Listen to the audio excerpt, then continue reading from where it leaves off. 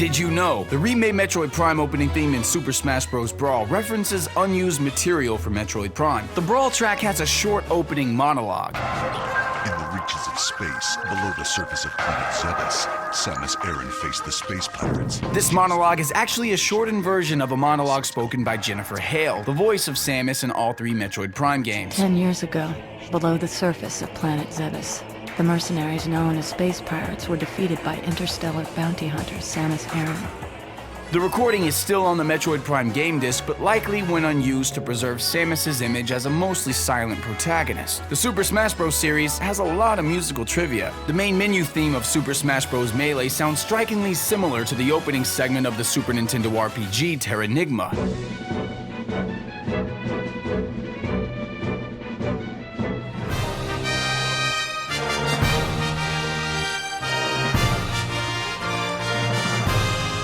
Terranigma never came out in North America, but was published by Nintendo in Europe. The first part of the Terranigma theme has a very similar melody to the one used in the Melee opening, and the composer for Melee may have taken inspiration from it. The rest area music in All-Star mode is a remake of the Great Cave Offensive save area music from Kirby Superstar. All-Star mode is also likely based on Kirby Superstar's arena mode, as both have the player fighting a number of random enemies, finishing off with a consistent final opponent. Both modes show who the player is going to fight next, and both have rest areas where the player can replenish their health. In the DS remake of Kirby Superstar Ultra, the same music is used in the rest area between arena matches, the same as in Melee. While we're on the subject of Kirby, the music for the Fountain of Dreams stage is an orchestral remix of the Gourmet Race theme. This remix was used in Kirby Nightmare in Dreamland during the battle against King Dedede at the Fountain of Dreams, and has since been recognized as the Fountain's theme. Because Nightmare in Dreamland released less than a year after Melee, it's safe to assume both games were in development at the same time, and so the Fountain of Dreams track was likely added to Melee as a teaser for the upcoming Kirby game. This wasn't the only time Nintendo showcased content in Super Smash Bros. To promote another franchise. Roy was included in Melee as a playable character before he even appeared in a Fire Emblem game. This was to promote the upcoming 6th Fire Emblem game in Japan. Roy and Marth's presence in Melee increased global interest in Fire Emblem, prompting the series to be released internationally from the 7th installment onwards. Content from the Super Smash Bros. Series has been used in other games too. Mario's vocals for his down special move and backward throw were used in Mario vs. Donkey Kong on the Game Boy Advance. This is the only time vocals from a character in a Super Smash Bros. Game have been reused in a game outside the series. What's also interesting is that DK's voice clips in Melee were originally meant to be recycled from Donkey Kong 64. The man who voiced DK's role in Donkey Kong 64, Grant Kirkhope, went on record to say Nintendo requested if they could use the samples in Melee, but much like the original Super Smash Bros., the developers decided to give DK realistic gorilla grunts to better fit the game.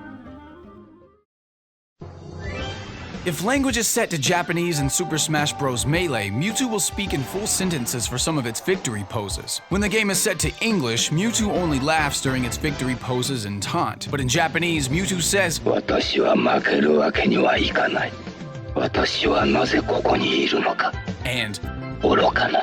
Similarly, changing the settings to Japanese in Melee will make Falco speak during his taunts. When the game is set to English, Falco will simply scoff. Falco will either say, "Ore no emono ni te o dasu na," or "Nigasu ka yo." When Falco wins a match in Japanese, he also says, "Tekki gekitsui." Marth and Roy speak in Japanese even when the language is set to English, so what they say goes over the heads of most English-speaking players. Although Roy doesn't speak during his taunts, he has 3 lines for when he's victorious. Roy says, "Kurushii tatakai datta," or "Shin no tatakai wa korekara da," and "Mamoru beki mono no tame ni makerarenai." Marth is more vocal than Roy, and talks during his taunts and down special move. When performing a taunt, Marth says, "Minna, mite ite kure." While doing this down special counter move, Marth will say, "Soku da," or "Saseru mono ka." Marth also has 3 possible victory statements, which are, "Konkai wa boku no kachi da ne. Kyou mo ikinobiru koto ga dekita."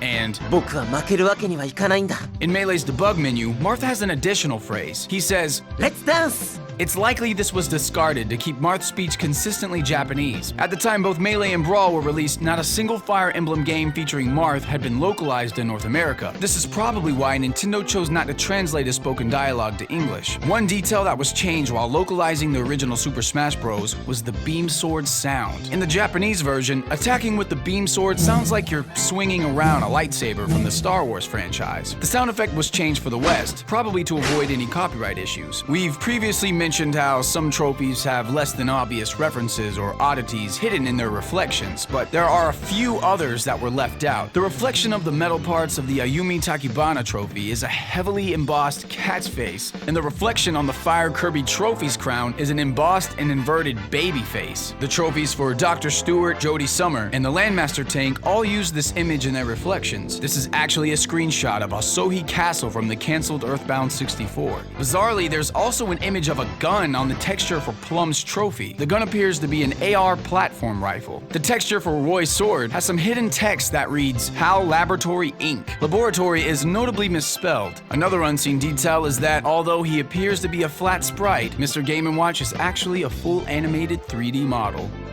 That's all for today, but don't forget to subscribe to DidYouKnowGaming and follow DidYouKnowGaming on Facebook and Twitter. Make sure you also check out DidYouKnowGaming.com, and if you like this video, check out our other videos. And if you're in the mood for even more Super Smash Bros. Action, check out my animated music video about the Wii Fit trainer being in the latest Super Smash Bros. Game.